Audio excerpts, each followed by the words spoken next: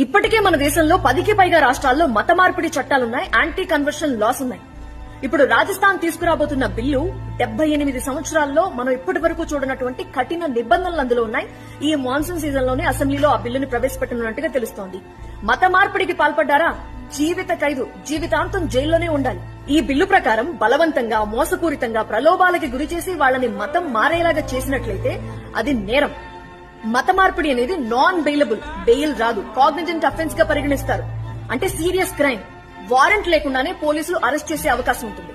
ఇంకొక విషయం ఏంటంటే, వాళ్ళ మతం మార్చడం కోసం పెళ్లి చేసుకున్నట్లయితే, ఇల్లీగల్ కన్వర్షన్ కోసం పెళ్లి జరిగితే ఆ పెళ్లి చెల్లదు.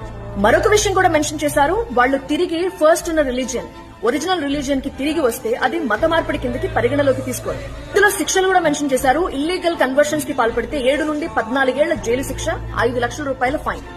మైనర్స్, హ్యాండిక్యాప్డ్, దివ్యాంగులు గాని, మహిళలు, ఎస్సీ ఎస్టీలను కనుక కన్వర్ట్ చేసినట్లయితే 10 నుండి 20 ఏళ్ల జైలు శిక్ష పడే అవకాశం ఉంటుంది, 10 లక్షల రూపాయల ఫైన్ కట్టాలి. ఇక మాస్ కన్వర్షన్స్ అంటే పెద్ద సంఖ్యలో ఒకేసారి మత మార్పులు చేస్తూ ఉంటారు. అలా గనక చేసినట్లయితే 20 ఏళ్ల నుంచి లైఫ్, ఇక జీవితాంతం జైల్లోనే ఉండొచ్చు. అంతేకాదు 25 లక్షల రూపాయల ఫైన్ కూడా కట్టాలి.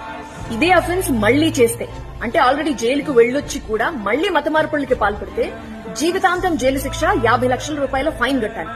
భయపెట్టో, లేదంటే బలవంతంగానో, పెళ్లి చేసుకుంటామని మాటిచ్చో, లేదంటే మైనర్స్ ట్రాఫికింగ్ ద్వారానో కన్వర్షన్ జరిగినట్టుగా గుర్తించారనుకోండి, 20 ఏళ్ల నుండి జీవితాంతం జైలు శిక్ష, 30 లక్షల రూపాయల ఫైన్ కూడా కట్టాలి.